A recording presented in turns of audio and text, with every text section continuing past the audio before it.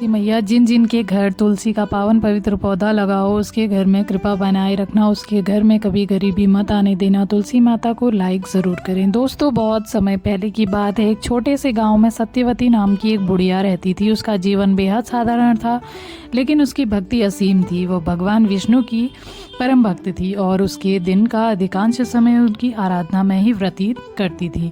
सत्यवती हर सुबह स्नान करके तुलसी के पौधे के सामने जलाती और मन में भगवान की आरती करती। उसकी भक्ति ऐसी थी कि लोग उसे विष्णु भक्त कहकर सम्मान देते थे। सत्यवती के 3 बेटे थे, विनोद, माधव और धर्मपाल। समय के साथ तीनों बेटों की शादी हो गई।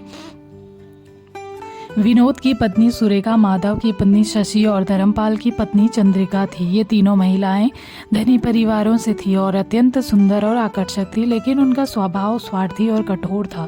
शादी के कुछ ही दिनों बाद से बहुओं में स्वभाव में अपना असली रूप दिखाना शुरू कर दिया। अक्सर सत्यवती से कहती, माँ जी हर समय ये पूजा पाठ बंद कीजिए, हम इस घर में सुख शांति चाहते हैं। आप अपने भगवान में खोई रहती हैं और घर का ध्यान रखने वाला कोई नहीं। सत्यवती ने विनम्रता से उत्तर दिया, बेटी भगवान विष्णु ही मेरे जीवन का आधार है, उनकी कृपा से ही सब कुछ है। मैं जितना समय पूजा में बिताती हूँ उससे आनंद और शांति मुझे कहीं कहीं नहीं मिलती। सुरेखा ने हंसते हुए कहा, माँ जी ये जब बातें पुरानी समय की हैं, आजकल जीवन में आगे बढ़ने के लिए इन सब से आगे बढ़ना पड़ता है। इधर शशि जो सबसे ज़्यादा अभिमानी थी, वो कहती है कि माँ जी हमारे घर में तो हर चीज़ की भरमार थी, किसी गरीब घर में आ गई हूँ, ये कैसी ज़िंदगी है। चंद्रिका जो चालाक थी, माहिर थी और कहा, माँ जी आप भी थोड़ा आराम कर लिया करो, अब समय आ गया है कि हम घर का भार अपने हाथों में ले लें।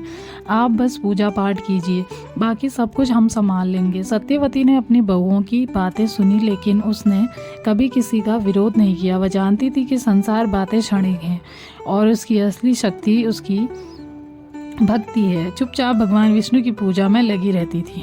समय बढ़ता गया। एक दिन तीनों बहुओं ने आपस में बैठक की। सुरेखा ने सबसे पहले अपना गुस्सा व्यक्त किया, अब और बर्दाश्त नहीं होता, हम क्यों इस तरह से गरीबी में घुट घुट कर जिएं। हमें अपने पतियों से अलग होने की बात करनी होगी, माँ जी को अलग कर देना चाहिए। शशि ने सिर हिलाते हुए कहा, हाँ दीदी तुम्हारी बात बिल्कुल सही है, हमें अपनी माँ जी से अलग रहना चाहिए, तभी हम अपने जीवन का आनंद ले सकेंगे। लेकिन हम काम बड़ी सावधानी से करना होगा। हमें अपने पतियों को इस तरह से मनाना होगा कि वे खुद ही माँ जी से अलग होने की बात कहें। सबने अपनी पतियों से बात करने की योजना बनाई। उस रात जब विनोद, माधव और धर्मपाल घर लौटे तो उनकी पत्नियां रोने लगी और अपने दुखड़े सुनाने लगी। सुरेखा ने विनोद से कहा, देखो विनोद, मैं इस घर में और नहीं रह सकती, तुम्हारी माँ के साथ रहना मेरे लिए असंभव हो गया है। मैं चाहती हूँ कि हम अलग हो जाएं और अपने घर में सुख शांति से रहें। विनोद जो अपनी पत्नी से बेहद प्यार करता था, उलझन में पड़ गया। उसने कहा, लेकिन माँ को अकेला छोड़ना ठीक नहीं है, वो इस उम्र में अकेले कैसे रह पाएंगी। शशि ने माधव से कहा, तुम्हारी माँ ने हमारे जीवन नर्क बना दिया, अगर तुमने फैसला नहीं लिया तो मैं छोड़कर चली जाऊंगी। माधव भी अपनी पत्नी की बातों में परेशान हो गया। उसने सोचा, माँ को अकेला छोड़ना गलत होगा, लेकिन पत्नी के बिना मैं कैसे रहूँगा। चंद्रिका ने धर्मपाल से कहा, तुम्हें अपनी माँ के प्रति बहुत ज़्यादा जिम्मेदार निभाने की कोई ज़रूरत नहीं है, हम अलग होकर भी उन्हें देख सकते हैं, लेकिन एक साथ रहने से हम सब दुखी रहेंगे। धर्मपाल जो अपनी पत्नी की बात मानता था, उसने भी इसे सही समझा। तीनों भाइयों ने अपनी पत्नियों के सामने प्रस्ताव रखा। विनोद ने माँ से कहा, माँ हम सोच रहे हैं कि अब हमें अलग हो जाना चाहिए, हमने कोशिश की लेकिन अब और नहीं हो सकता, हम तुम्हारे लिए एक छोटा सा हिस्सा छोड़ देंगे जिससे तुम अपनी पूजा पाठ कर सको। सत्यवती ने अपने बेटों की बातें सुनी और उसका दिल टूट गया, उसकी आंखों में आंसू आ गए, लेकिन उसने अपने दुख का छिपाते हुए कहा, बेटा अगर यही तुम्हारी इच्छा है तो मैं इसे स्वीकार करती हूँ।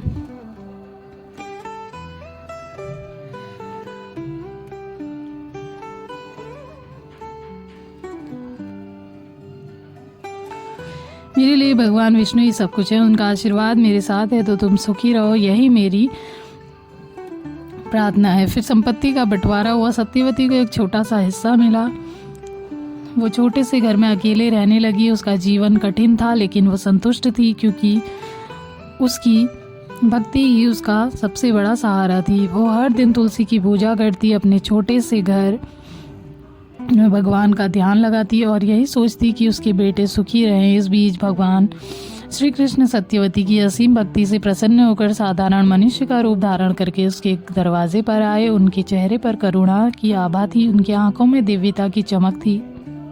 उन्होंने सत्यवती से कहा, माँ, मैं एक यात्री हूँ, मुझे कुछ समय के लिए आश्रय चाहिए, क्या आप मुझे अपने घर में ठहरने की अनुमति देंगी? सत्यवती ने उनके चरण स्पर्श किए और कहा, आप तो स्वयं भगवान का रूप है, मेरे घर में आपका स्वागत है। भगवान श्री कृष्ण ने उन्हें एक बीज दिया और कहा, माँ, ये बीज तुम्हें भूख से बचाएगा। जब भी भूख लगे इसे ग्रहण करना, तुम्हारा पेट भर जाएगा। सत्यवती ने भगवान को धन्यवाद दिया, उसे ग्रहण किया। उसकी भक्ति ने उसे संतोष शांति दी, लेकिन मन में एक बार फिर से षड्यंत्र का बीज अंकुरित हुआ। सुरेखा ने कहा, यह कैसे संभव है कि माँ जी अभी तक इतनी तंदुरुस्त और खुशहाल है? जरूर कुछ गड़बड़ है, हमें इसका पता लगाना होगा। शशि ने कहा, हाँ दीदी, ये हमें जानना होगा।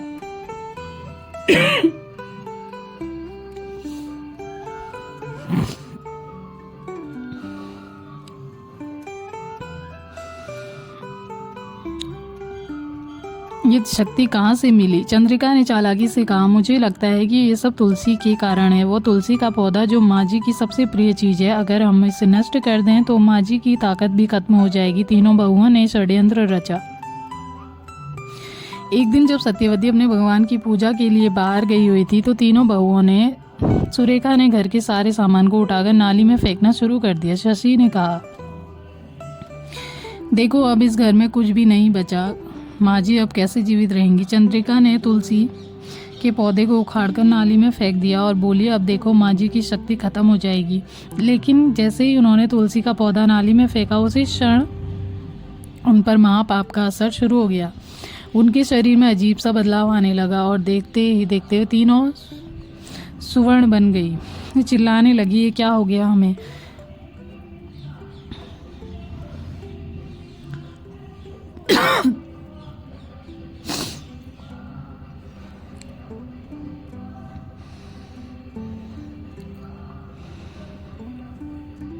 आवाज़ें अब गुर्रा गुर्रा जैसी हो गई थी और वे इंसानी शब्द बोल में असमर्थ थी। वो जब वे घर लौटी तो उनके बच्चे भी उन्हें पहचान नहीं पाए। बच्चे डर के अपने पिता से कहने लगे, पिताजी, ये सुवर्ण हमारे घर में क्यों आई हैं? इन्हें बाहर निकालिए। पतियों को जब सच्चाई का पता चला तो वे घबरा गए।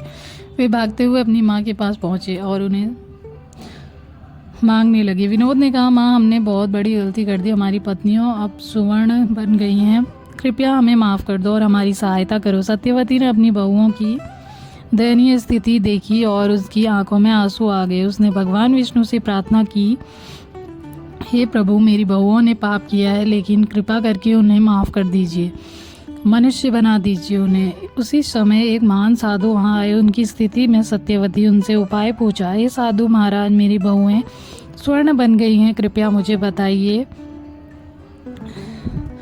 मैं क्या कर सकती हूँ? साधु महाराज ने गंभीर स्वर में कहा, माँ, ये सब उनके पापों का फल है। उन्होंने पवित्र तुलसी का अपमान किया है, लेकिन अगर वे सच्चे मन से प्रायश्चित करना तो उनका उद्धार हो सकता है। सत्यवती ने विनम्रता से पूछा, हे महाराज, कृपया मुझे उपाय बताइए, मैं क्या कर सकती हूँ जिससे मेरी बहुएं फिर से मनुष्य बन सकें?